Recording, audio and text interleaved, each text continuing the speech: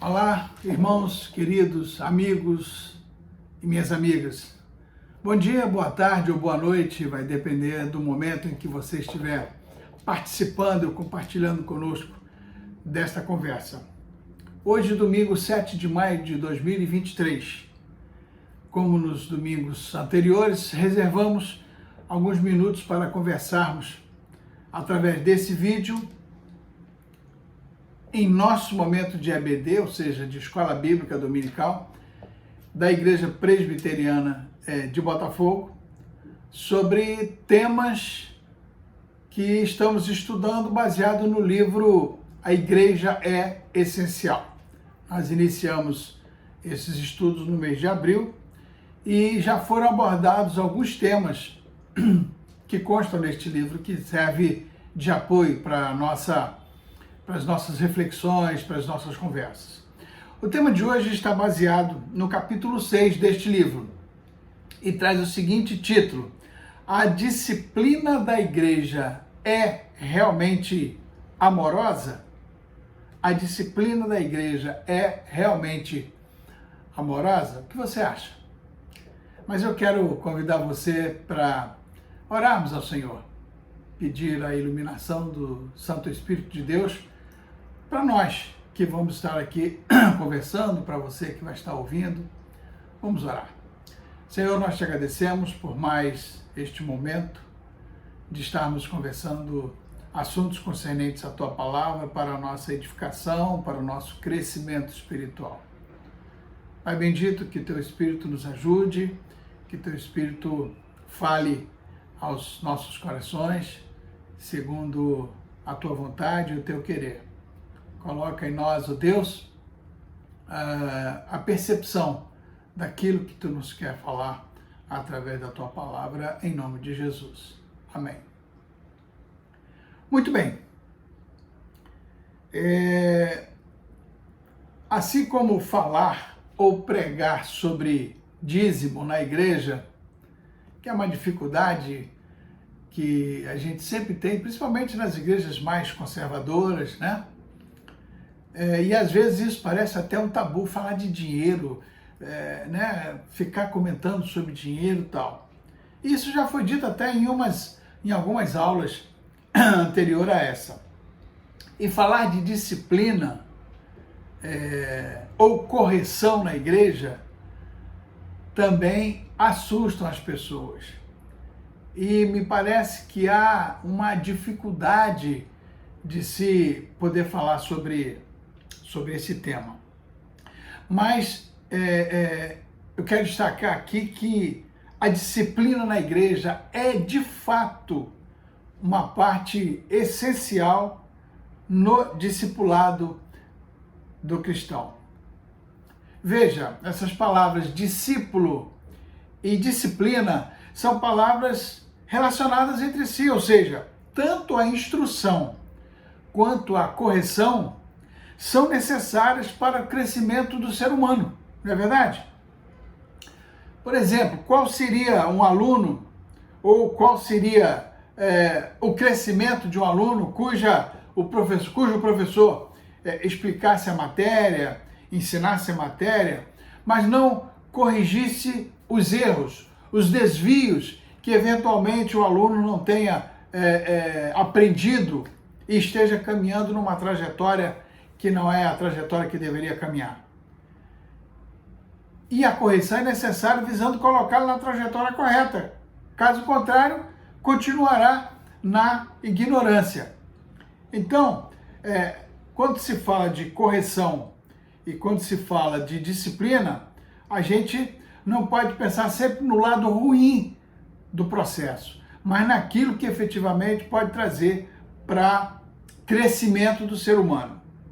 Em uma outra aula desse mesmo canal aqui no YouTube, aprendemos sobre ser membro de igreja, porque nós vamos falar sobre disciplina na igreja, né?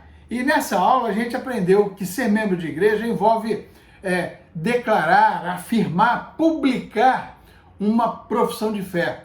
Quando você coloca diante da comunidade aquilo que Deus já falou ao seu coração, que você crê na Bíblia como única regra de fé e prática, que você crê no Senhor Jesus como Senhor e Salvador, que você aceita a disciplina da igreja constante na sua palavra, que você respeita as autoridades da igreja enquanto elas forem fiéis à palavra de Deus. Então, tudo isso é declarado quando você faz ali a sua pública profissão de fé, que já foi motivada por aquilo que Deus já fez no seu coração. Se, contudo, a sua conduta não está condizente com aquilo que você professou, é necessário uma correção, né? Eu diria aqui aquele termo, é necessário um freio de arrumação, quer dizer, uma disciplina para ver se efetivamente você consegue estar dentro da trajetória correta. Então, o objetivo da disciplina, como numa nota que reprova, é levar as pessoas ao reconhecimento do erro, ao reconhecimento da sua falta de entendimento daquilo e ao arrependimento, basicamente quando se trata de alguma coisa ligada à igreja. Só temos que tomar um cuidado para não descartar essa disciplina ou banalizá-la, melhor dizendo, só porque ela foi mal feita em algum outro lugar. Nós temos que tomar muito cuidado. Então, partindo do princípio que nós dissemos aqui no início, né, da nossa aula, falando sobre a disciplina como realmente amorosa, eu quero então destacar com você aqui alguns pontos para a nossa reflexão, né? E aí eu faço uma pergunta: a disciplina eclesiástica ou a disciplina na igreja é realmente bíblica? É a pergunta que faço. É óbvio que nós vamos ter lá na igreja, no nosso encontro, onde eu faço o convite para que você esteja conosco às 9h30 da manhã. Vamos estar aqui na Igreja Presbiteriana de Botafogo conversando sobre isso, né? Vendo a experiência de irmãos, né? Ouvindo experiências que eles trazem de suas comunidades ou da onde você já viveu, para nosso enriquecimento. Mas a pergunta é: a disciplina eclesiástica é realmente bíblica?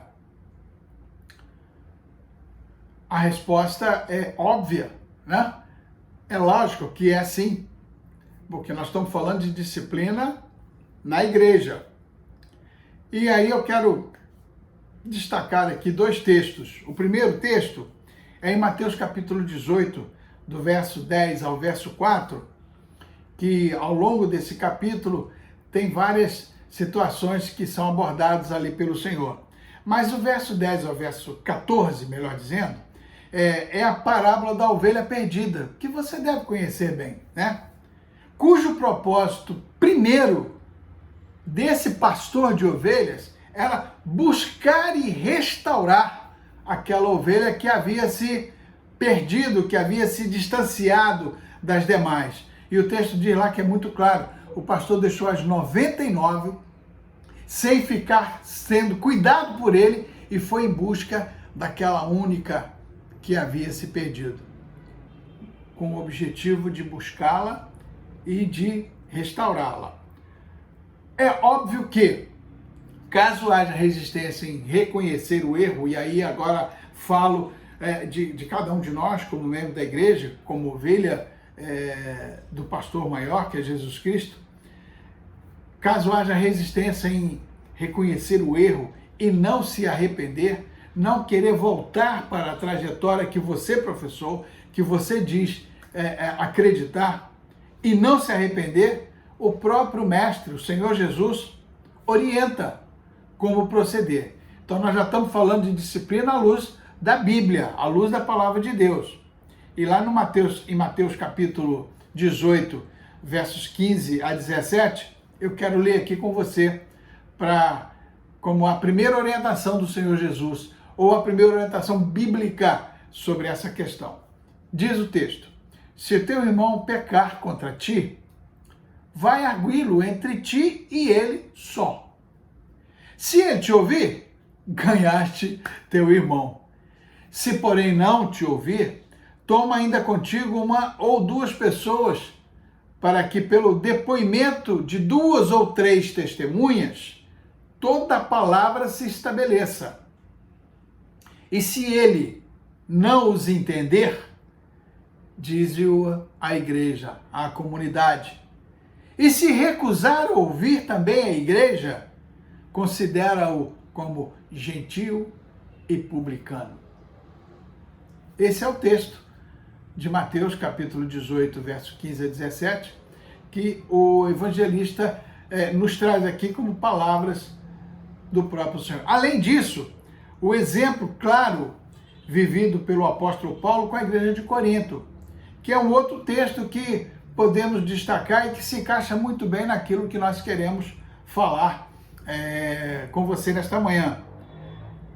E esse texto está lá em 1 Coríntios, no capítulo 5, durante todo o capítulo, onde houve ali repreensão, onde houve exortações.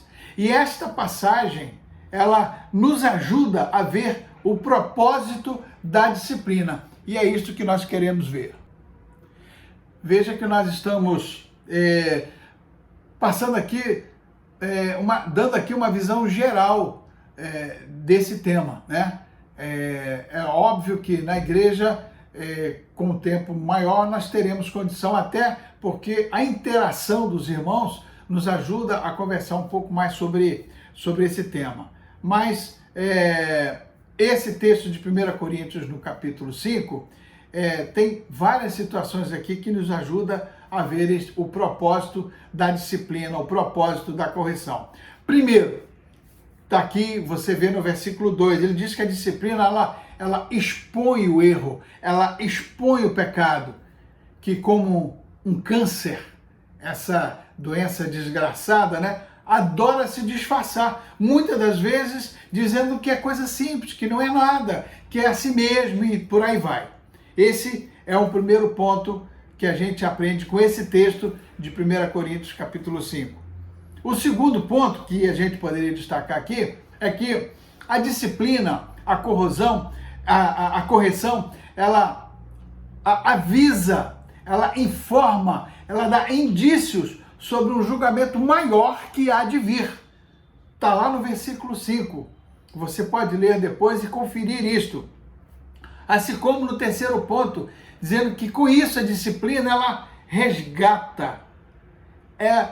Possivelmente ou naturalmente o último recurso da igreja visível quando todos os avisos são ignorados, para chamar a atenção, para colocar no rumo, para colocar na trajetória correta. E o quarto ponto que é destacado nesse capítulo 5 de 1 Coríntios é que a disciplina, ela protege os outros membros da igreja. Assim como o câncer se espalha de uma célula para outra, e você sabe bem do que eu estou dizendo, o pecado se espalha rapidamente de uma pessoa para outra, se não houver a disciplina, se não houver a correção, né?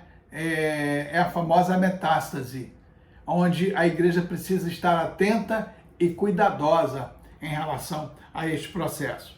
E por quinto lugar, a gente destaca aqui que a disciplina, ela, além de proteger os membros da igreja, ela preserva o testemunho da igreja quando esta começa a seguir pelos caminhos do mundo.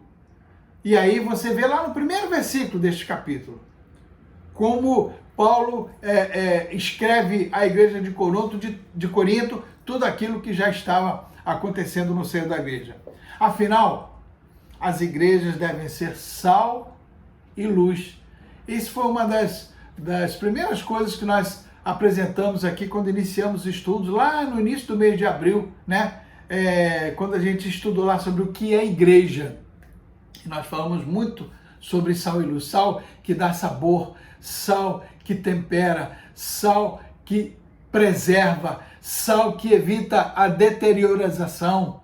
Tudo isso nós vimos naquela aula, né? E a luz que dá conhecimento, que dá transparência, que esclarece aquilo que nós, como igreja, pregamos a palavra do Senhor. Ora, se o sal vier a ser insípido, olha o que diz a palavra do Senhor lá em Mateus 5,13. Disse Jesus, como lhe restará o sabor? Para nada mais presta, senão para ser lançado fora, ser pisado pelos homens. Então, esse é uma questão que a disciplina na igreja visa, né, preservar o testemunho da igreja. Em suma, com isso, nós estamos aqui afirmando e mostrando que a disciplina na igreja, ela é bíblica. Ela é bíblica. Mas vimos aí a segunda pergunta, né, que eu quero colocar aqui para você. A disciplina na igreja é realmente amorosa? É a pergunta que faço. Ela é realmente amorosa? Há quem diga que a disciplina é castigo, a disciplina é algo que joga fora, que não se aproveita mais, que não ajuda em nada, né? Claramente, nós queremos afirmar que as Escrituras conectam a disciplina e amor. Então, nós queremos falar como uma disciplina amorosa. Elas não podem estar desassociadas. Porque lá em Hebreus 12, verso 6, a palavra do Senhor nos diz, porque o Senhor corrige a quem ama. O Senhor corrige a quem ama. A gente vai corrigir um filho que está fazendo alguma coisa errada simplesmente por corrigir? Não, porque nós amamos o filho e queremos que ele não erre mais. Precisamos corrigi-lo. E é assim que a gente vê a disciplina amorosa no seio da igreja. Deus não considera o amor e a disciplina como sendo algo conflitante, mas ensina que o amor motiva a disciplina. O autor de Hebreus, ele descreve que a disciplina como sendo amorosa porque nos ajuda a crescer em santidade, justiça e paz. Hebreus 12, versos 10 e 11, Deus nos disciplina para o nosso bem, para que participemos na sua santidade. Nenhuma disciplina parece ser motivo de alegria no momento, e é verdade. Quem é que vai receber uma disciplina? Ah, que legal, fui disciplinado, recebi uma coisa. Não, lógico que não. Ninguém quer ser corrigido, ninguém quer ser disciplinado, principalmente quando isso é uma coisa mais injusta, né? E a gente não está livre disso. Mas sim de tristeza. A disciplina é algo que, a princípio, nos traz alguma tristeza. Mais tarde, porém, produz uma colheita de justiça e paz para aqueles que por ela foram exercitados. O próprio Jesus, ele vincula o amor à obediência aos mandamentos de Deus. Olha aí, já estou falando dos mandamentos. Se existem mandamentos de Deus, precisamos cumprir esses mandamentos. E ele mesmo diz de si mesmo, assim procedo para que o mundo saiba que eu amo o Pai e que faço como o Pai me ordenou. Isso está lá em João, capítulo 14, verso 31. E ele acaba dizendo a nosso respeito. Ele acaba se referindo a nós. Aquele que tem os meus mandamentos e os guarda, esse é que me ama. Esse é um versículo muito conhecido. É o verso 21 de João 14. Ele até mesmo nos diz que se guardarmos os seus mandamentos, permanecemos em seu amor. E João diz, se guardarmos a palavra de Deus, o seu amor será aperfeiçoado em nós. Então, nós percebemos que os 10 mandamentos, que mais tarde ele sintetizou em 2, E você sabe quais são? Que é amar a Deus sobre todas as coisas e ao próximo como a ti mesmo. Se resume todo. E se a gente corrige, se a igreja disciplina com amor, ela só tende a restaurar, a resgatar, a trazer para o caminho que efetivamente deve ser percorrido. E aí, por fim, qual a lição de tudo isso para você, para mim e para nós? Qual a lição? Uma coisa ficou clara, nós aprendemos que isso não é apenas um trabalho dos pastores, de presbíteros ou da liderança de uma comunidade. Ela é de todos os membros, viu? Lembra do versículo lá no início que eu disse, se alguém pecar contra ti, vai você e ele só, conversa. Mas se você conseguir acertar, você ganhou. Agora, para o aprisco do Senhor. Se não, leva mais 2 testemunhas. E aí vai dando toda aquela escala para poder você ganhar aquele que está eventualmente numa trajetória equivocada. Os presbíteros, se a igreja, se a comunidade, de uma certa forma, agir conforme essa orientação que o próprio Jesus nos deixou no texto que nós lemos anteriormente, certamente os pastores, os presbíteros, a liderança não vão nem ouvir falar de disciplina, porque o corpo funcionará como deveria, ou seja, cada parte edificando em amor. Efésios capítulo 4, 15 e 16. E aos poucos, de um grau de glória a outro, a sua igreja, a sua comunidade, a sua congregação se tornará uma embaixada que exibe o santo amor de Deus. Então, aqui nós vimos as questões ligadas à disciplina, se realmente ela é amorosa. Primeiro, ela é bíblica. E sendo bíblica, nós temos que agir de acordo com aquilo que o Senhor colocou no nosso coração, que é o amor que corrige para restaurar, para ganhar, para trazer de volta. E ela só é exercida, só pode ter funcionalidade, resultado positivo, se é executada em amor. Por isso que ele pega os 10 mandamentos e substitui naqueles 2. Amar a Deus sobre todas as coisas e ao próximo como a ti mesmo. Que Deus nos abençoe. E nós nos encontramos então domingo às 9h30 na Igreja Presbiteriana de Botafogo. Até lá!